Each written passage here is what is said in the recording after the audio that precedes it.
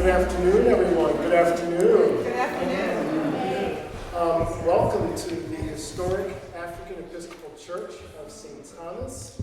It is truly my honor to have you here with us this afternoon. My name is Dr. J. Fluellen, and I'm one of the hosts for this event. We did this event last year at the Cathedral, and it's my true honor to be able to present this with my dear friends and colleagues, these are friends and colleagues, Dr. Lloyd, Ruth, Naomi, Floyd, and Carrie Lessene. Let's give them a little thank you.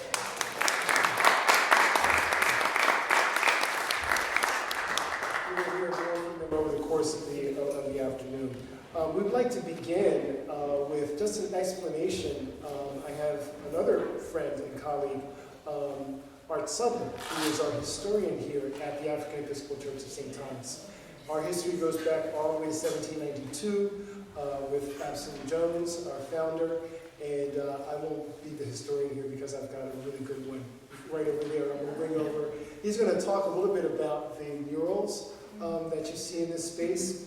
Fun fact, they were created by one of my choir members. I have served here at St. Thomas for 26 years. I co-direct the music ministry with Walt Blocker, who does the gospel choir, and I have the chancel choir.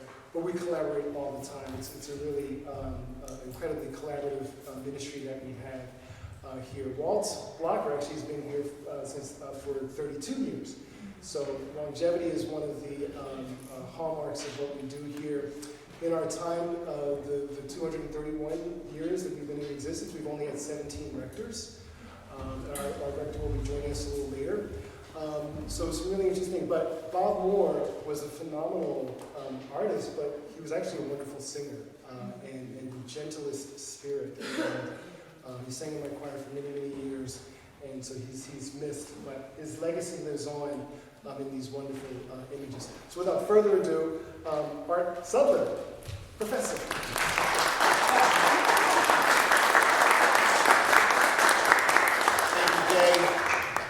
So very quickly, don't have a lot of time, but very quickly, how many people have been here to the African Episcopal Church of St. Thomas before and have seen these murals?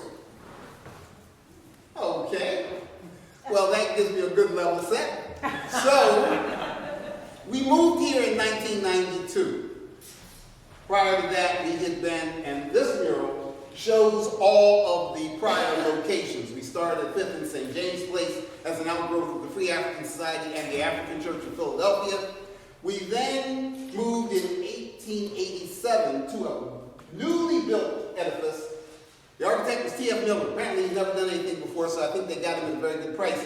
And that building was torn down in 1934, and if you go down 13th, it was at 12th and Walnut. If you go down 12th Street today, there's a big empty lot that sits between the SS White dental buildings.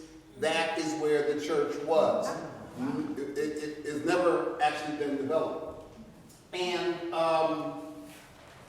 when we originally were at 5th and Adelphi, that church was built, and that's the image, a good image of that building. There's a lithograph, 1859, by T.F. Breton, that really showcases how important it was. We were open the same year as Mother Bethel. They had their service a month before us, so it's always a debate as to who was first. Our building was up first. They had their service first. But Absalom Jones and Richard Allen remained good friends throughout all of their lives. Absalom Jones died in 1818, and Richard Allen died in 1830. And so the two of them always worked together. But when Mr. Moore walked into this space, and this was originally the Memorial Church of St. Paul, the building only had iconography and liturgical images that spoke to the life of St. Paul. And so he said, you know, we can do something with this space. And so that was the first mural, this was the second mural, and both of those speak to our history. That mural has images that would have taken place between 1792 and 1887, the yellow fever epidemic, the Civil War, the kinds of activities enslaved people and freed people would have been engaged in. In this mural, he's also looking at the generations of parishioners. And they're kind of in the line, and you can see the period clothing change, and you can see the other images that would have taken place from some of them from 1792 on to 1992 when we moved here into this building. These other two murals obviously are far more biblical and theological. Mary, when she meets her cousin Elizabeth, who's pregnant with John the Baptist, and Jesus and John the Baptist recognize each other in utero, if you will. Jesus' reappearance to the apostles after the crucifixion and his ascension. We believe Thomas, this is the imagery around Thomas, who heard that Jesus had risen and said he would not believe unless he could put his hands in the hands where Jesus had been nailed to the cross, and in his feet and wounded his side. And so Jesus comes back to appear. And that mural speaks to our African heritage throughout the entire continent. So you have the Ethiopian Coptic cross at the very top. You have the pyramids from Egypt. You have kente cloth weaving through. You have imagery from other ethnic groups throughout the African continent. And at the very bottom, you have a large imposition of the Adinkra symbol, Gi and Yame, nothing but God, again signifying the significance of God. This sculpture, more so, again uses a Coptic cross and with hands stretched out. So that's speaking to the future and to the galaxies and extraterrestrial. The fact that we will go on, humanity will continue, and we don't know what the outcome will be. In the middle, there is a tapestry that was created as part of the bicentennial celebration of Black presence in the Episcopal Church, which also took place in 1992. There was a major service. It was a event that was co-sponsored by St. Thomas, the Episcopal Diocese of Pennsylvania, and the Union of Black Episcopalians. The motto was one faith, one people, one struggle. Those different squares were created all around the country. You can see the various images of the cross and also other Christian images. They were sent here, washed, blocked, stretched, I don't know if I had that order right, and then stitched together, and that tapestry was created as a reminder of that wonderful event where we were using the birth of the institutional body of St. Thomas as an opportunity to celebrate Black presence in the Episcopal Church. Now, Jay mentioned Mr. Moore. This painting here was a painting that he did in 1949, which won a art contest. The judges were two then very notable Philadelphia artists, Doc Thrash and Humbert Powell. And if you Google their names, you will see their artworks, and some of them are in various highly esteemed art museums around the country. And I can tell you, in 1949, that was not an Afrocentric Jesus. And he won the competition. It was a $50 check, a lot of money in 1949, it's not money right now. And he won the competition, and they used to use that painting in children's chapel. And when the acolytes had to put the candles out, instead of using, and I don't know the appropriate name, the implement that extinguishes the light, they would take the easy route, right? Blow it out. Well, when they would blow it out, they would blow hot wax onto the canvas. So when he had the opportunity to rehabilitate it by taking off the wax, he also made an Afrocentric Jesus. And so in a very real way, this whole space does speak to Mr. Moore. And Mr. Moore was a descendant of a man who in the 1850s sold copies of The Liberator on behalf of William Lloyd Garrison. He would collect the monies, he would get the newspapers, he would sell them, collect the monies, and send them back to Garrison. And obviously that would help to fuel the abolition movement and be a part of that social justice struggle to end enslavement. Any questions I can answer quickly? Is the artist who did these still alive? He is not, unfortunately. He has family members who are still here in the congregation and in the city and in the broader Delaware Valley area. His daughter is actually has a website, and Tom and I were just talking about that maybe some of the information that he created to explain the concept behind these murals should be on that website. So we'll be reaching out to her to see if she has plans to do that. But I would invite you later to come up and read about that, because he did a wonderful job of leaving behind information and resources that you can seek out yourself if you are so desirous of learning more about his inspiration and the knowledge that he developed in part of developing these murals. Thank you all very much for your attention.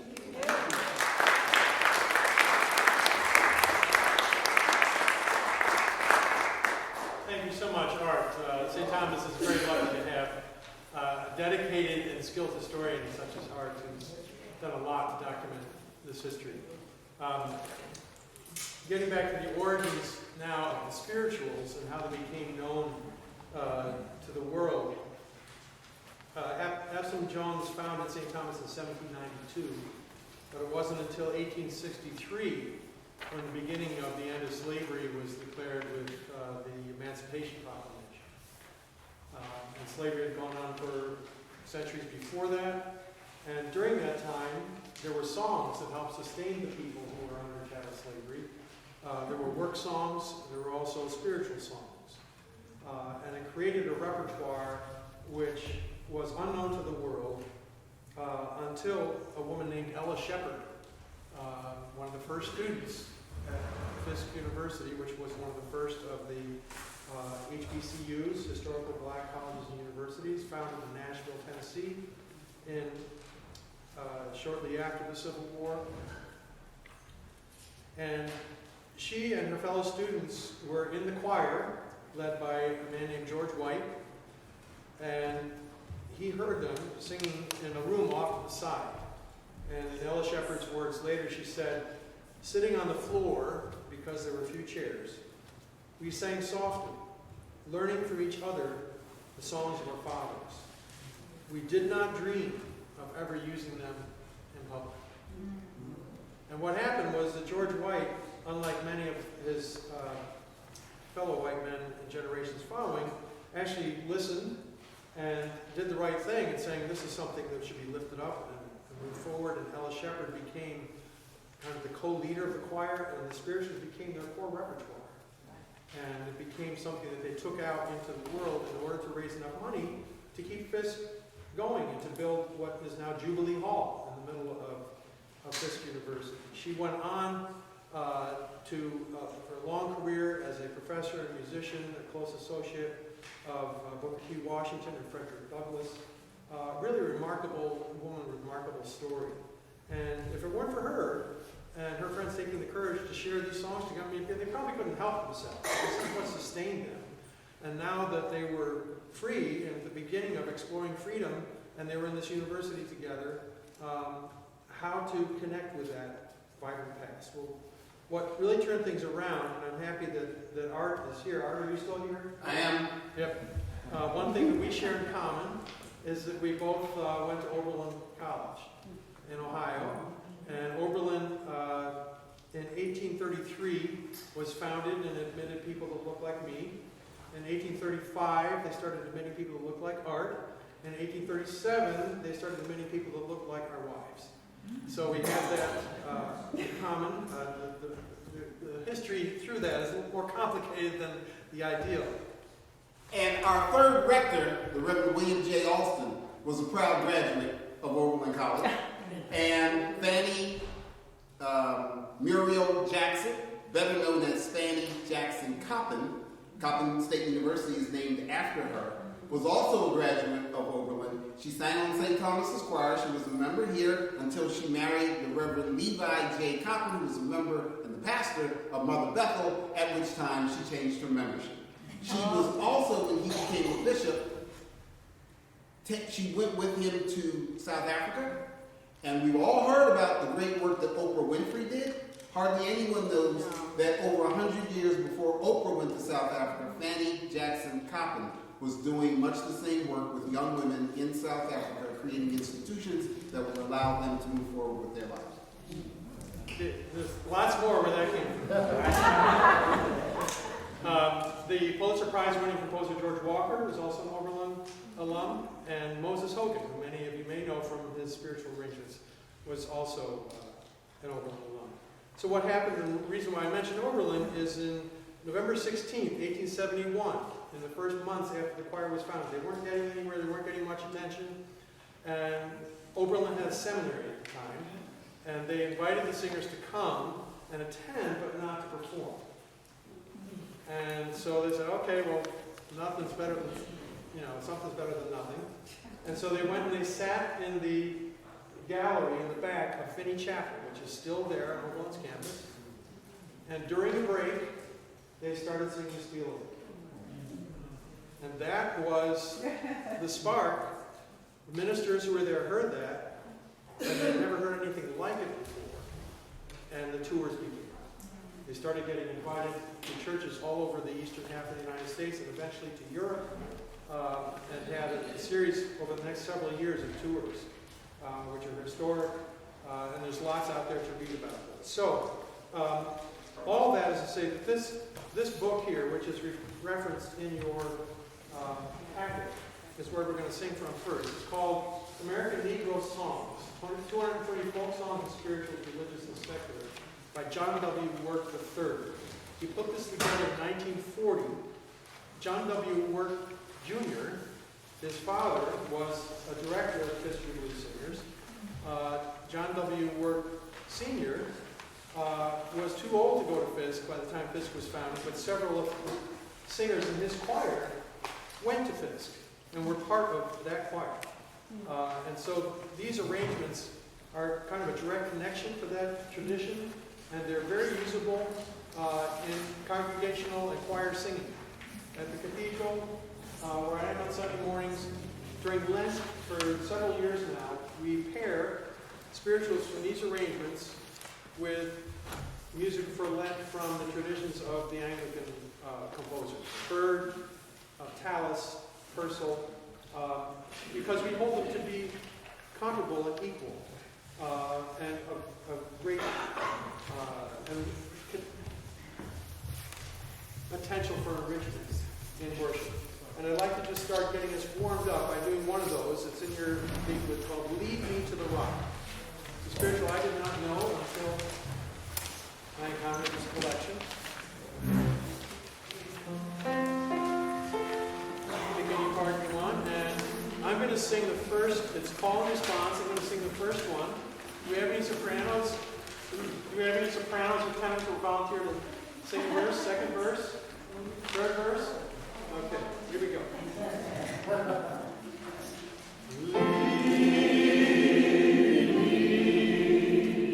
Lead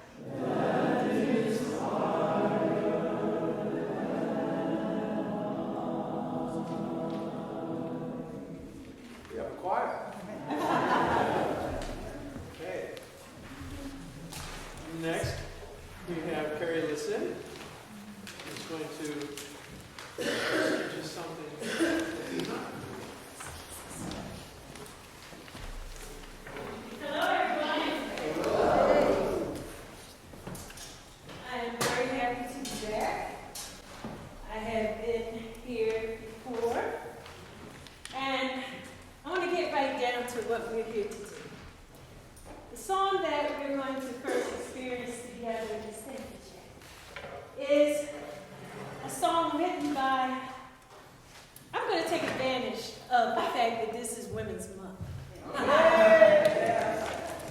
So, I selected two songs. One is from a very dear mentor of mine by the name of Dr. Verolga Nix. I so have a connection with her because for one reason, I'm now the director of her choir. And the reason that she was so renowned is that she specialized in spirituals. There is a hymnal that a lot of churches use, particularly in the black churches, called Songs of Zion. It's a small but a powerful little hymnal. And in that hymnal, you will find many spirituals and many other hymns of Baptist churches, black churches. But what is very important in there is where she gives a history of where the spirituals come from, where the feelings come from, how they should be sung, how they should be felt, how they should be shared. She was a wonderful composer, and of course we do all of her things. And I wanted to share one of them with you. And I'm happy to say that Jay is also a member of Intermezzo Choir Ministry. I'm going to hear them later. They'll be here later today to share with you. I'm going to set it to the side so I'm not blocking you. Now, you have the music in front of you. What I want to do is, because you see it's kind of lengthy, but it's very repetitive, and I'm sure that you will understand what the setup is.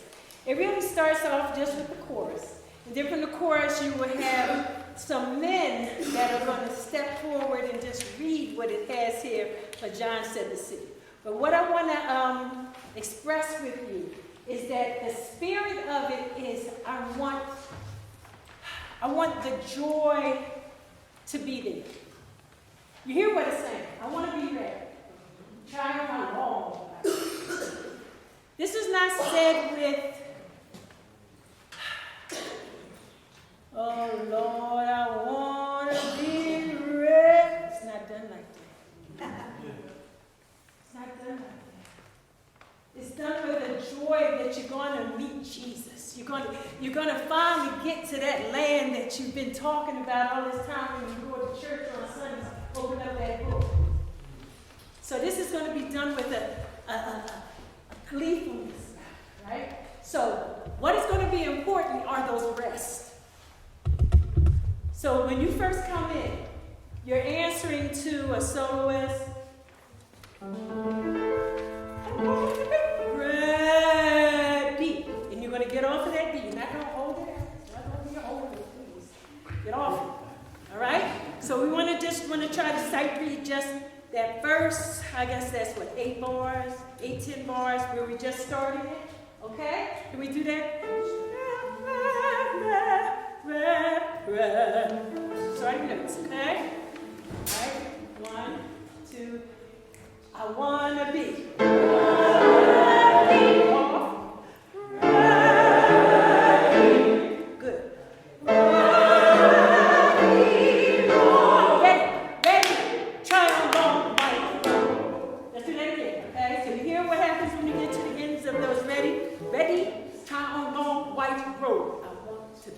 Ready.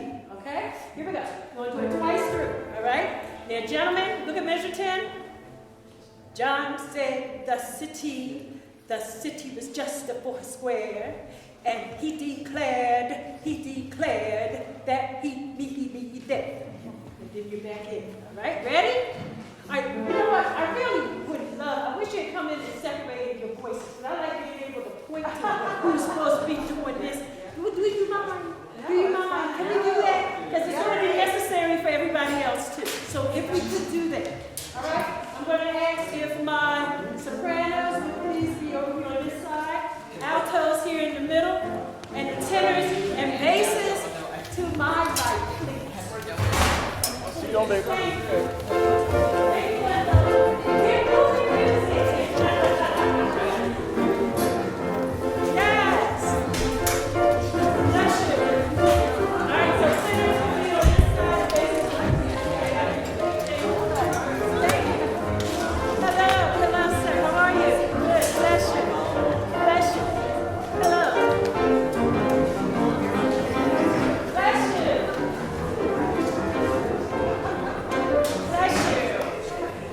Another intermezzo member has entered. Mr. Floyd, one of our tenors. Yeah, so he knows. Okay, all right. Don't make it like that with my back to you guys. Okay, we good? Are we going to take it from the beginning? All right. I wanna be ready. Get off it. Ready. Good. Ready, Lord. Ready, child, Lord. I wanna be ready. I wanna be ready. I wanna be ready, Lord. Ready, ready, John said the city was just a little square, and he declared that he needed me. I wanna be ready. Crescendo, please. Ready. I wanna be ready, Lord. Ready, child. Now stop right here. Then we notice that we have a little bit of accompaniment going on this time when we have another solo that goes through. All right? I'm either, Jay, if you would just do the solo when we get to that, but we have little do, do, do, do. Everybody's rhythm is the same. I'm going to give you the rhythm. I'm going to sing the alto. Do, do. And the alto would be do, do, do, do, do, do, do, do, do, do, do. So everybody has that. Nice and light. Let me just hear those dudes. Everybody got it? Do, do, do, do. All right? 1, 2, ready. And do, do, do, do, do. Exit. Do, do, do, do, do, do. Let's do that again. Let's do that again. You see where the accents fall? Accents fall on the first beat. That we measured, right? So give me my accents. Do, do, do, do. 1, 2, ready. And do, do, do, do, do, do, do,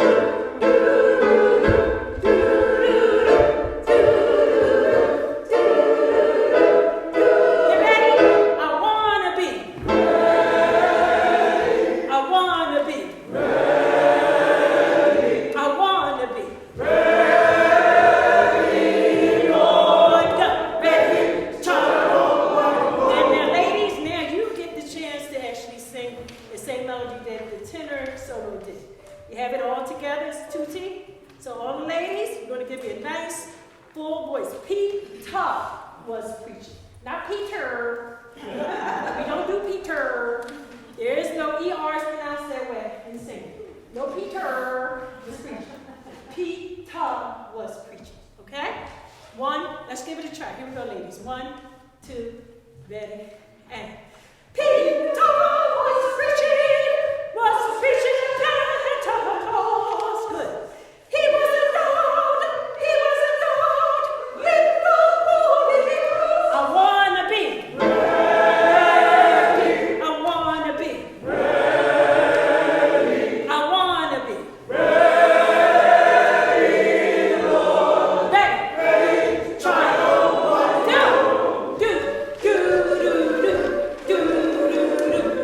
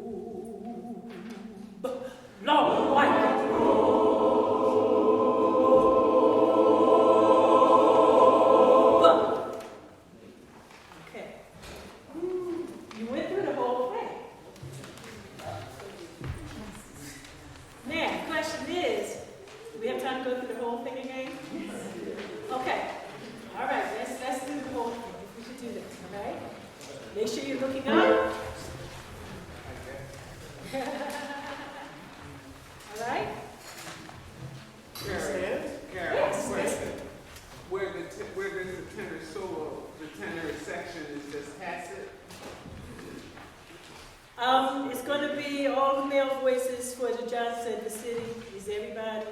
The only time it's a solo is where it says, oh John, where they're doing the do something. Right, so the tenors aren't singing. Oh yeah, you have it online, you can sing here.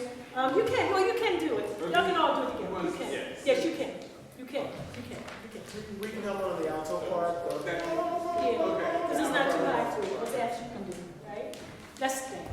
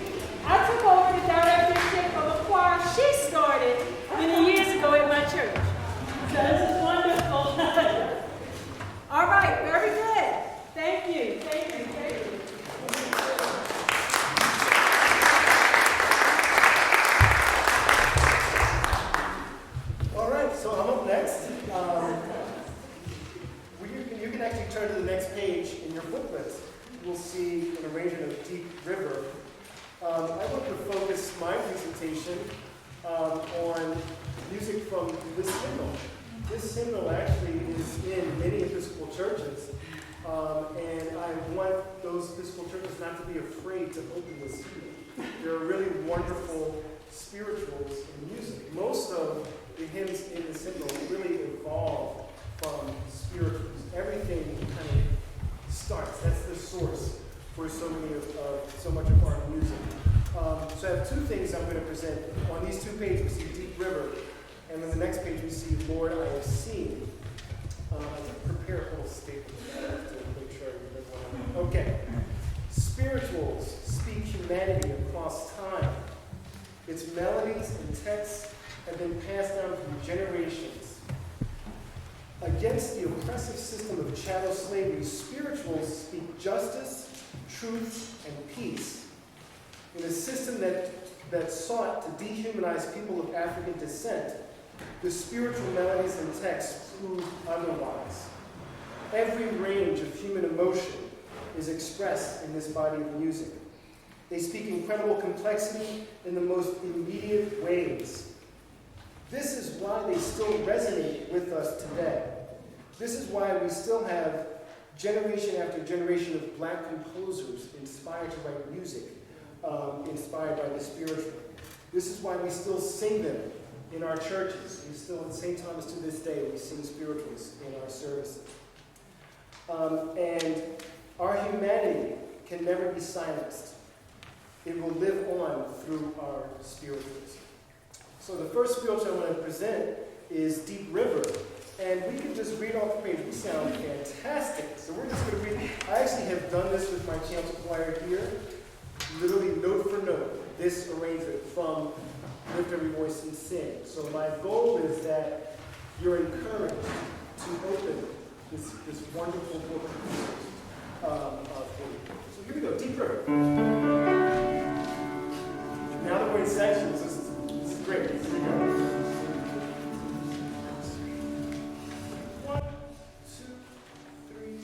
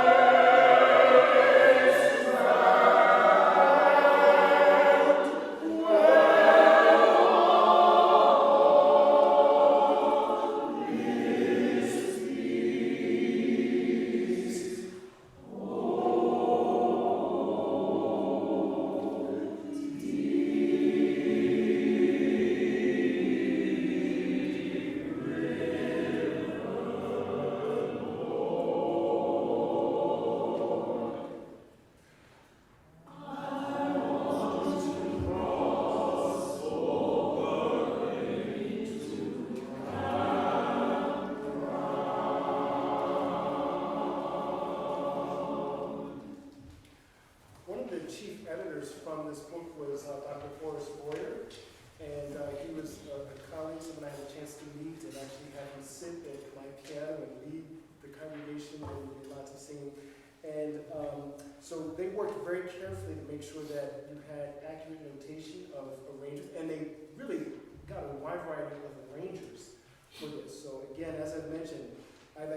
this arrangement, just note for note. I also am inspired by this melody and have created my own arrangements. So I probably have, I don't know, a dozen arrangements, probably on every spiritual. So we're going to see Deep River again. This is an arrangement that I created, inspired by this spiritual. Has a little bit of a groove to it. We can all just sing a melody.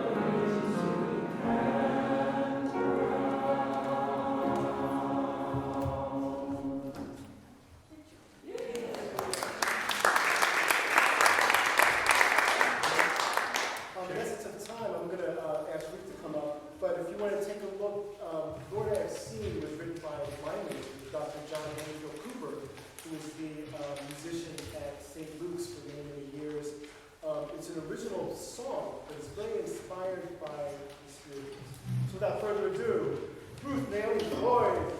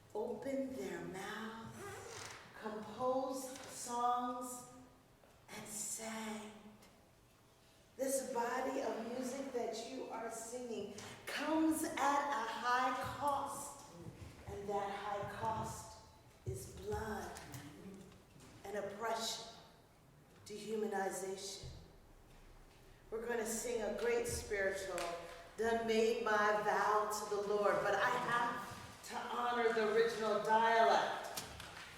The enslaved Africans came to America speaking 4 to 6 different tribal languages, different dialects.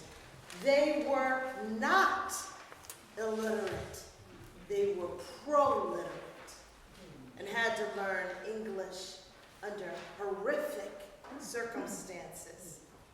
So the name of this, the way my ancestors would say, whose blood is running warm in my veins, would say, "Done made my vow to D-E, Laud, L-A-W-D. But we're not going to do that today because you're going to be doing rhythm and singing.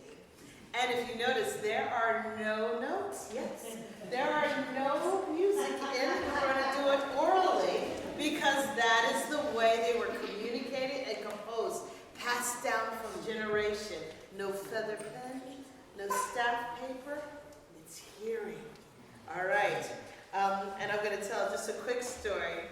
I remember my great-great-grandmother, 109 years old, lived to be 109, and each year I would come to sing a spiritual.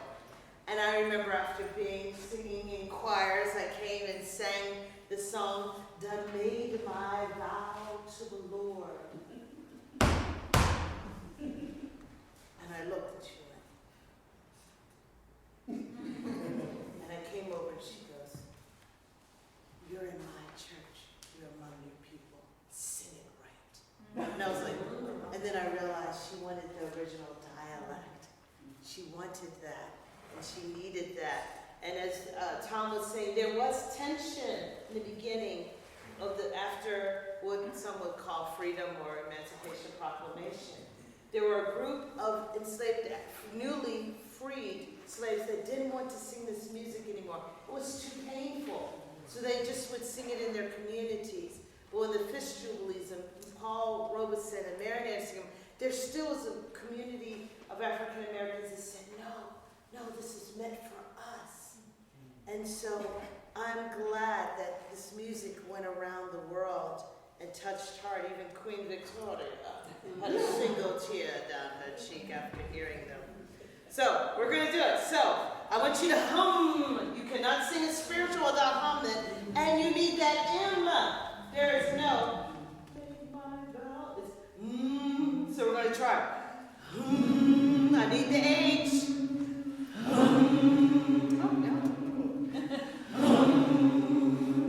All right, and here's how it goes. I will go. Say it after me. I will go. I will go. I shall go. I shall go. To see what the end will be. To see what the end will be. Now say it like you mean it. With protest and resistance. I will go. I will go. I shall go. I shall go. To see what the end will be.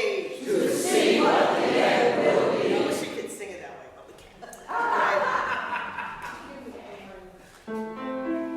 So, anyone know this song? We're going to need a soloist, and I have your lyrics right here, so think through.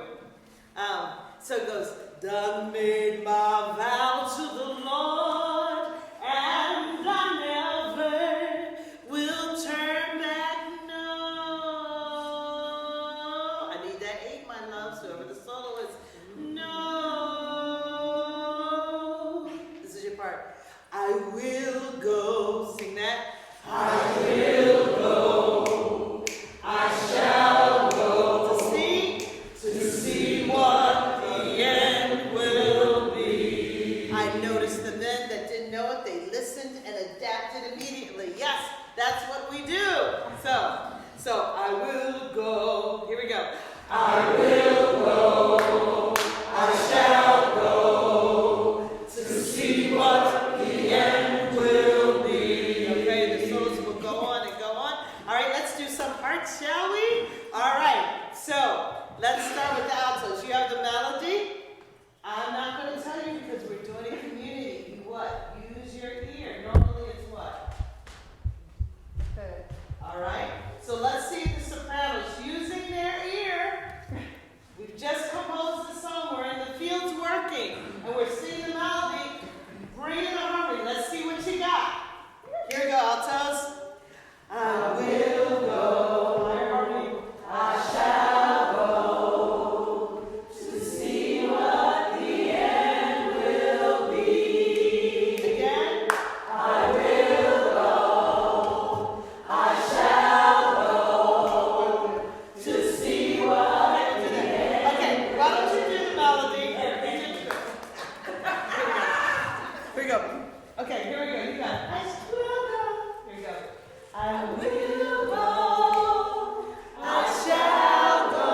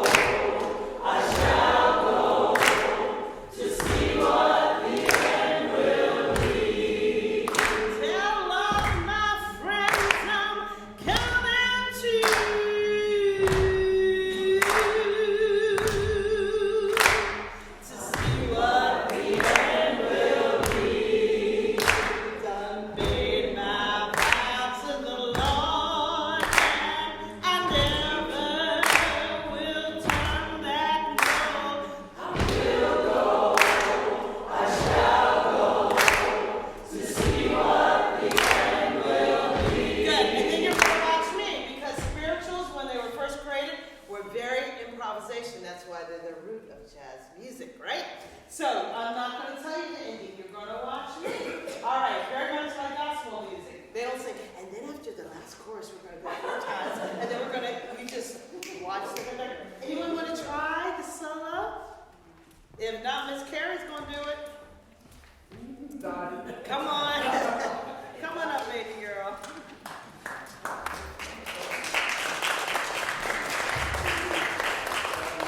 Oh, you're going to do it. Great, great, great. No. Here. So I have it just here. Yes. Yes. Oh,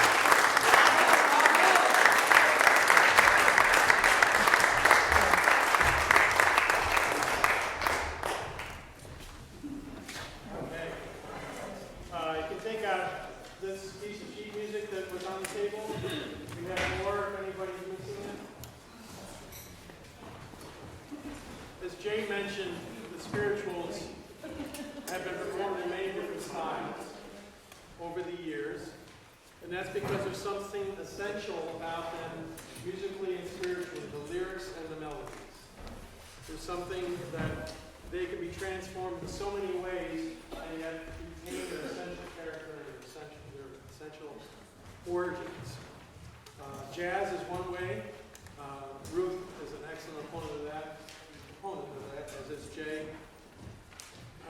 Rosephanye Powell, who is the composer of this arrangement, is a professor of music at Auburn University in Alabama, and she is a very prolific composer of arrangements of the spirituals. And this is one I brought out because it shows how, if you're in a church that traditionally does choir anthems with organ, here is a setting that is with organ, but also has some very unique touches that are very related to the origins, related to the blues, lots of blue notes in various places, as well as cluster chords, a la modern choral music, and it all works. It's an incredible arrangement. I just want to read it through with you, and so to give you a flavor.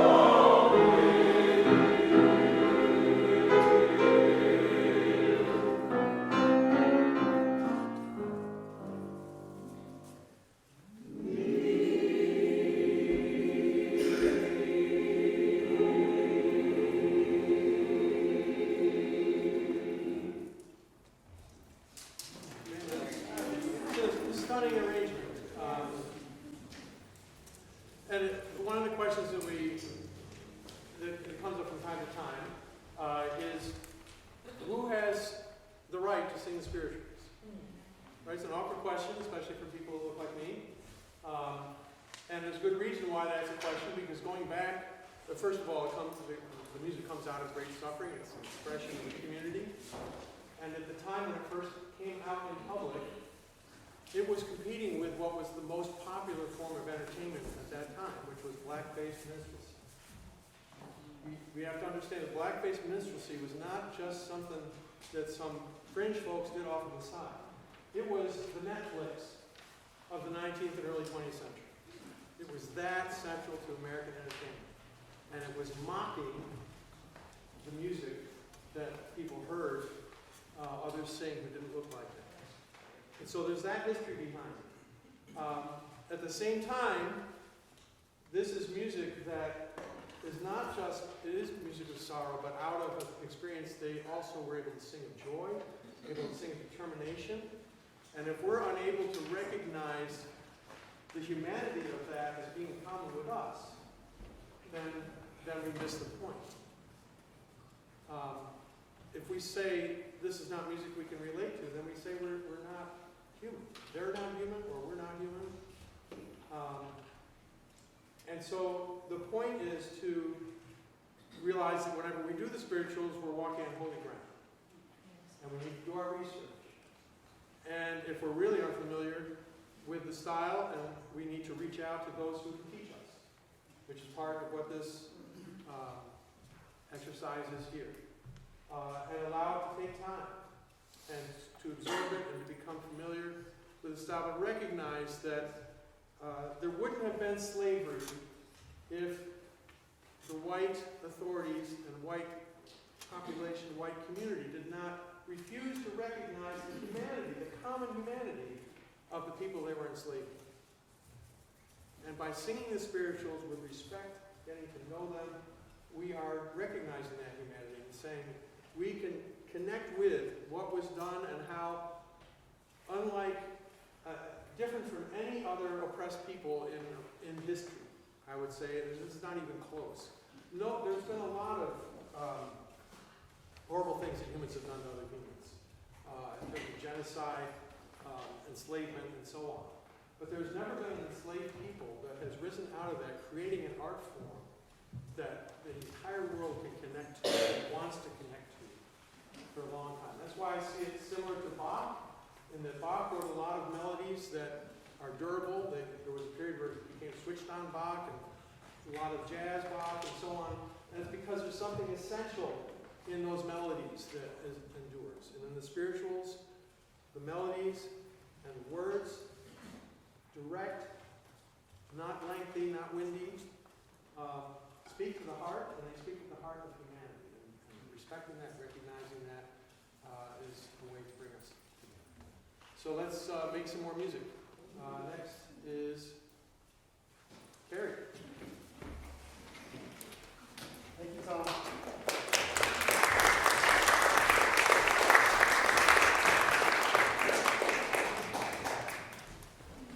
Hello again.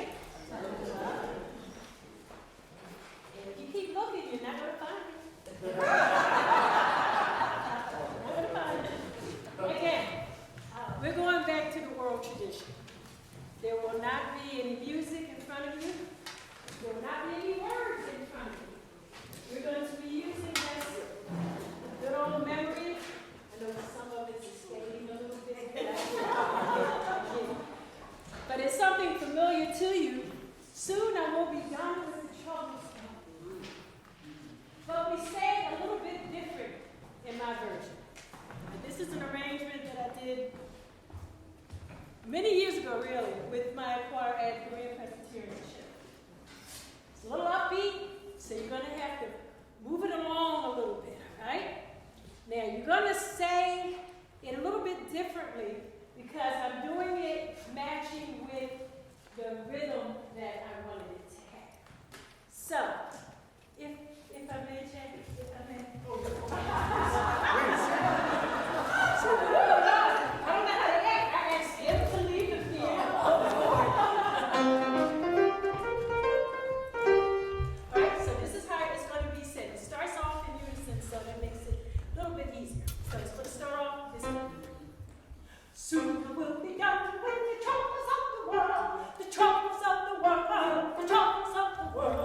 Soon I will be done with the troubles of the world, going home to live with God. No second. Okay. I'm going to give you a nice strong S. And you notice there's little things made up in between. Soon I will be done with the troubles of the world. Say that. 1, 2, and now. Soon I will be done with the troubles of the world. Let's say that again. You notice that sooner will be done with the troubles of the world. All right, so you got a little couple extra things in there, right? Let's say it again. Ready? Just say it. And soon I will be done with the troubles of the world. Okay. Now we're going to sing that much, but when it gets to the harmony of going home, that's you. Going home to live with God. Going home to live with God. And we're using that V as if it's a whole word. Let me just say that from up. Going home to live with God. Harmony. 1, 2, and. Going home to live with God. Okay, now here we go from the beginning to ready. Soon. Soon I will be gone.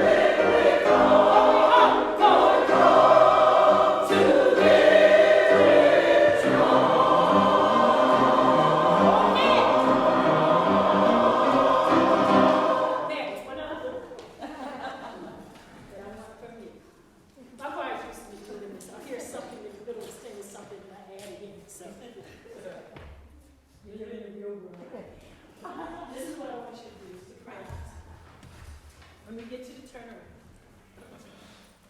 When we get to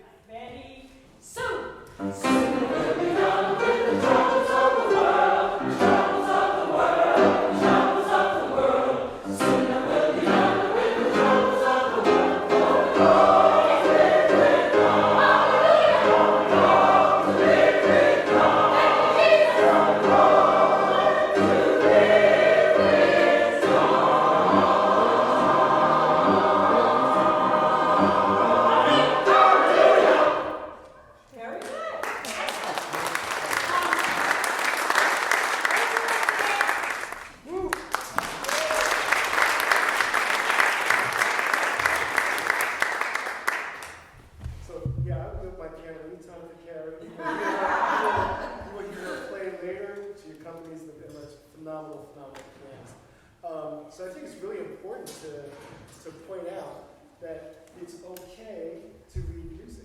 It's okay to learn how to read music. It's okay to also sing without music. It's okay to do both things. I did not grow up singing spirituals. We didn't come out of the womb doing this music. We learned it. We learned it over time.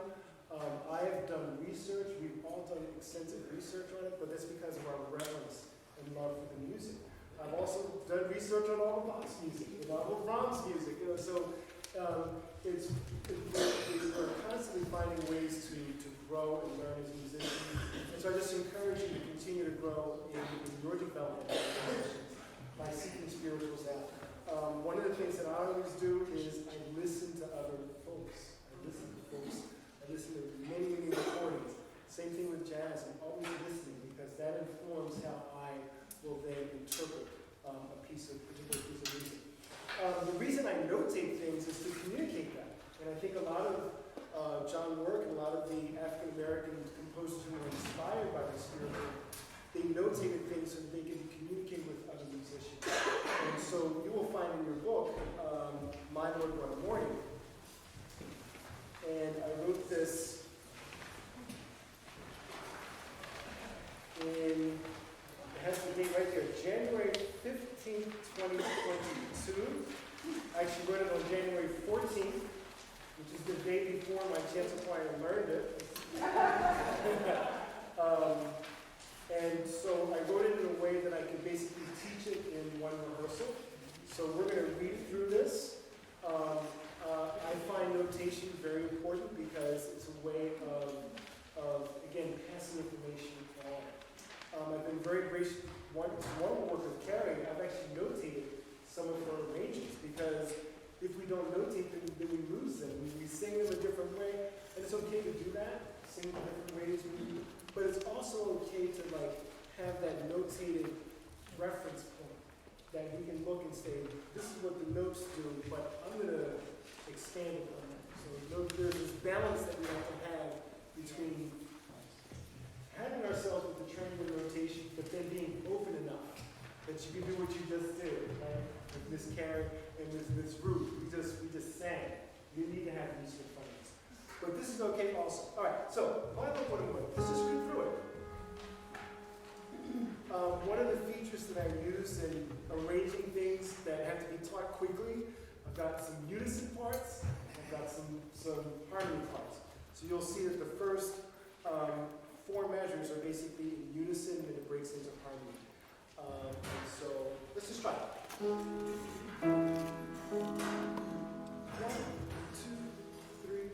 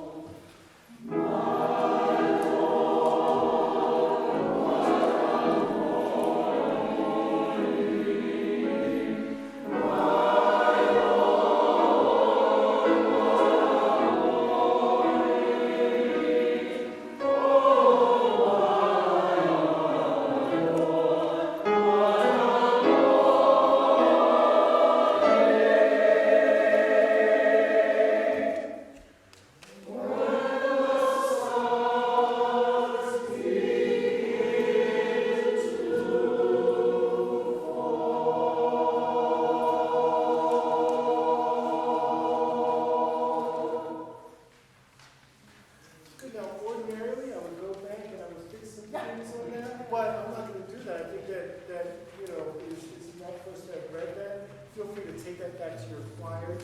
It is yours to use. I'm going to use my extra little time to go back to Lord, I Have Seen.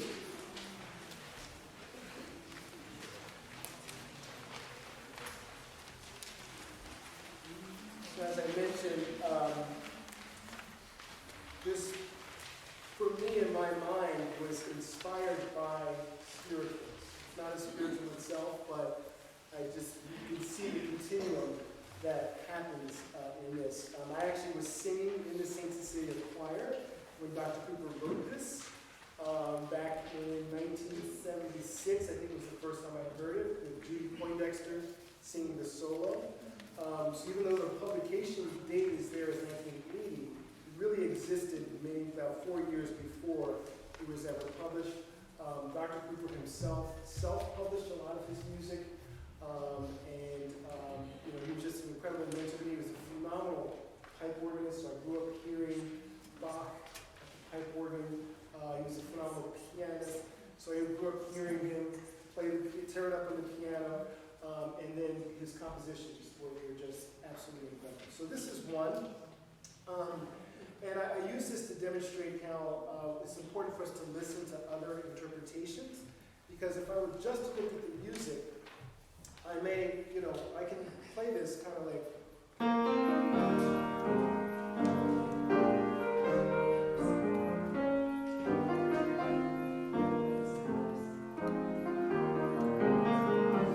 I'm reading the notes off the page, right? But I have to take it to the next level. I have to take it to a step where I listen to someone interpret the music that's then going to allow me to really understand. So tempo is everything. Tempo is everything in our music.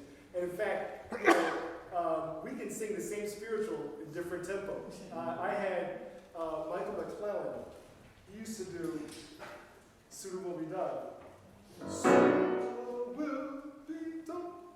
The troubles of the world. So we can take the same spiritual and make it work. So tempo is really crucial for this, because the tempo, it almost is a lot in tempo. It's got to be.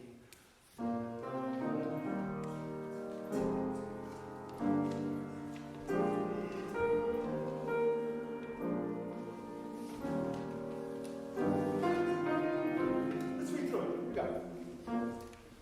1, 2.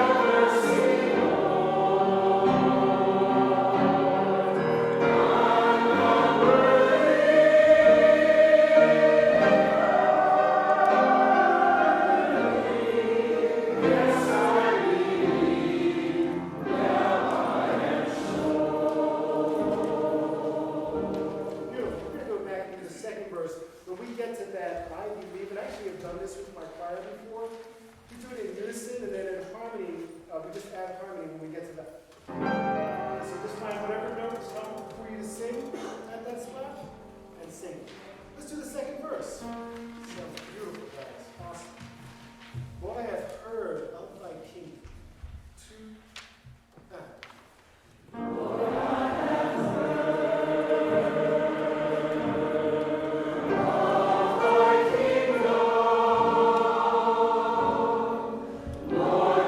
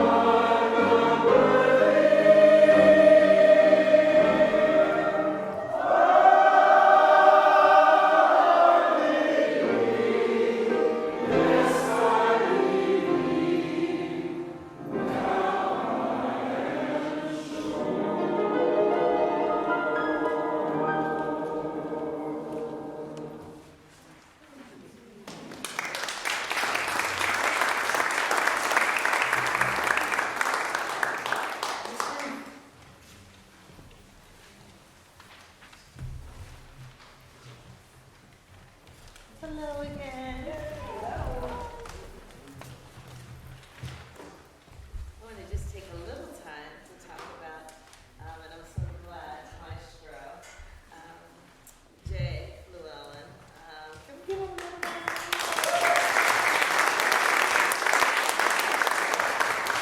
I am so glad he mentioned tempo. This portion we're going to talk about the different types of spirituals, and there's so many types, work songs, other things, but there are laments and protests. And when we did Wade in the Water, we talked about the resistance that the spirituals, African American spirituals, are a quest for freedom spiritually, but also physically. They wanted to be liberated on this soil. They were strangers in a strange land. And so when they sing of heaven, they were certainly thinking of heaven above, but they also were thinking of other things. So there's all these double-coded messages, right? Oh, Canaan land, Canada. I'm trying to get to Canaan one day, but also Canada. Straight up. There are all these different coded messages. So if my dear friend Carrie was doing something and we need to alert her, we can't say, "Hey, Carrie, don't do that, love." You have to sing it because there's all these different messages. So there's double-coded messages. And lament is real in African American spirituals. It's real. It's the moaning. It's the aching within. Please study what happened to families. Please study the breeding farms located on the plantation. And how they use their own flesh and blood against them to keep them under control. So please do that. But I told a story of my great-grandmother who lived to be 109, who corrected me on the original dialect. I want to tell another story. I was at the Montreal Jazz Festival because I'm a jazz composer and a vocalist. And I was singing Sometimes I Feel Like a Motherless Child. And I sang the first time in the correct Queen's English. And then the second time I was like, I hear the ancestors, I go to there. So I said, sometimes I feel like a motherless child, Chile. And there was a renowned, amazing, brilliant vocal coach there. And I was like, girlfriend? But anyway. That's our tape. There's, for those of you that sing in front of people, it's disheartening to see someone.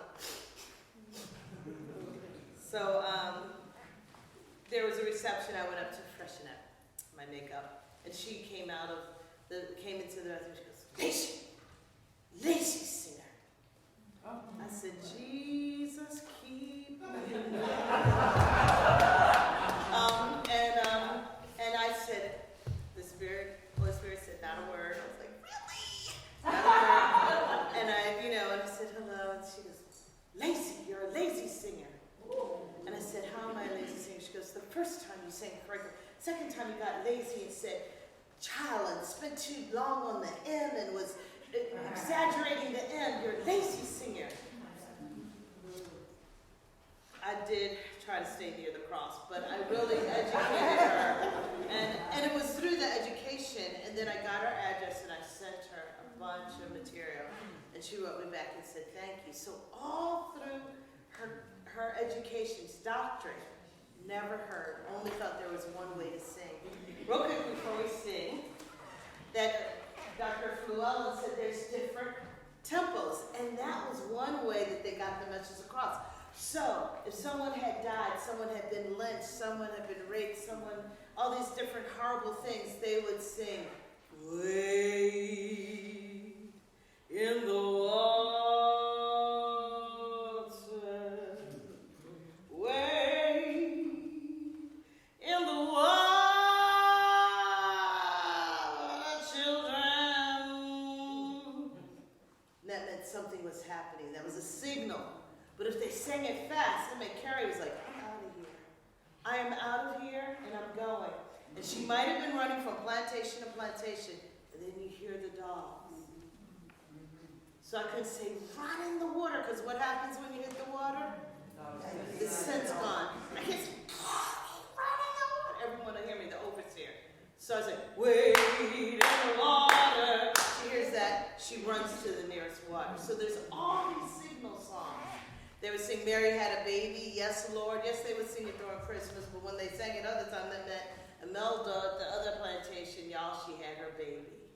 And so there were all these double messages. We're going to do one, and this is a protest one, but we're going to add it with a lament. So we're doing lament and protest. And the protest and that resistance is anything. I want to say one thing that I just came back from the Whitney plantation in New Orleans.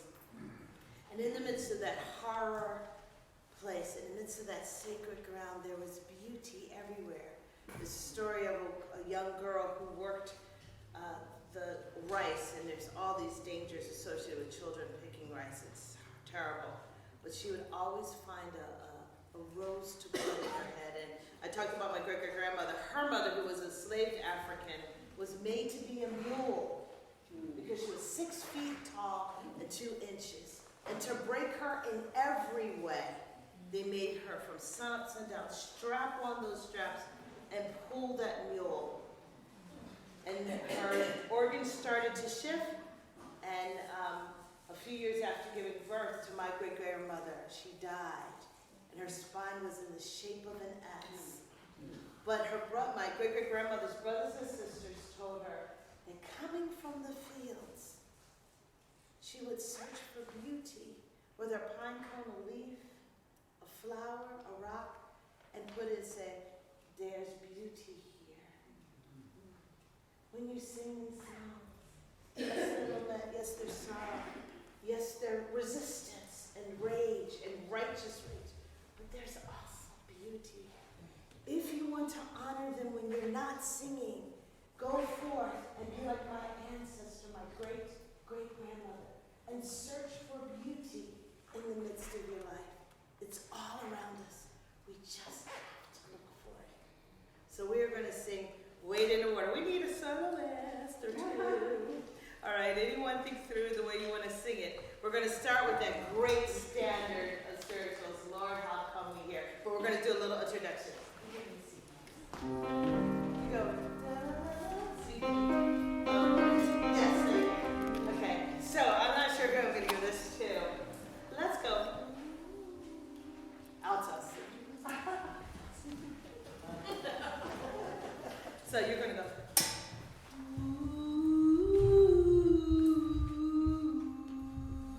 We're going to sing that. Everyone sing that together.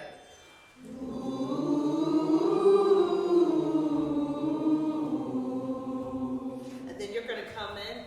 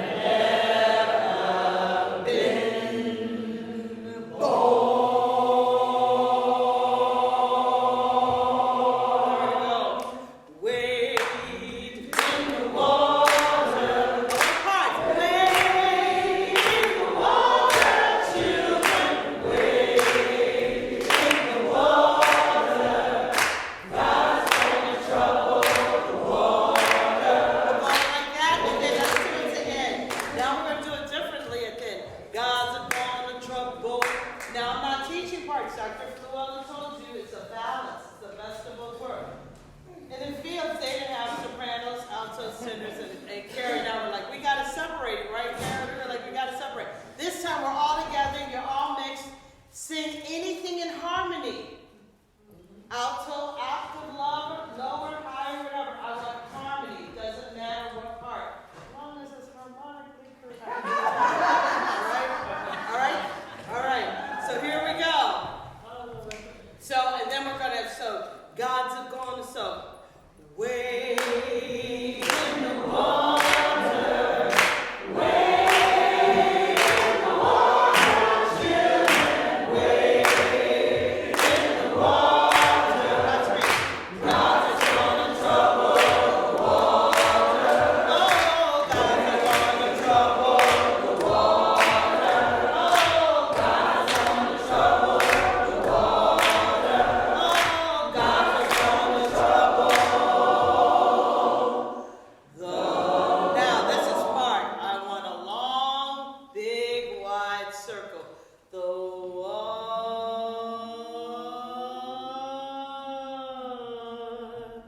I want it all parts, all right? So watch me.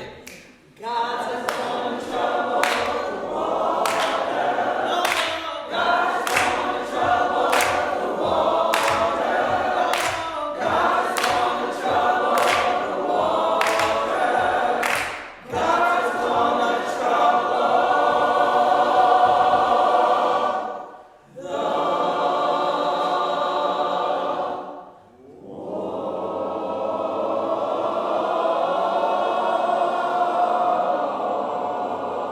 wonder. Wonder, no harmony.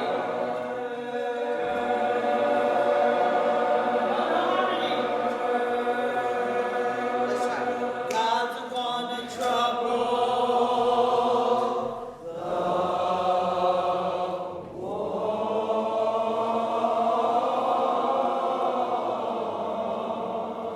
get down there. Don't forget that last curve.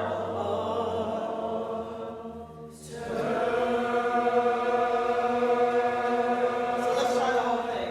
All right. Yeah, we're right out. All right. Can you give us a little instrument, Doctor? Come. Lord, come. Thank you.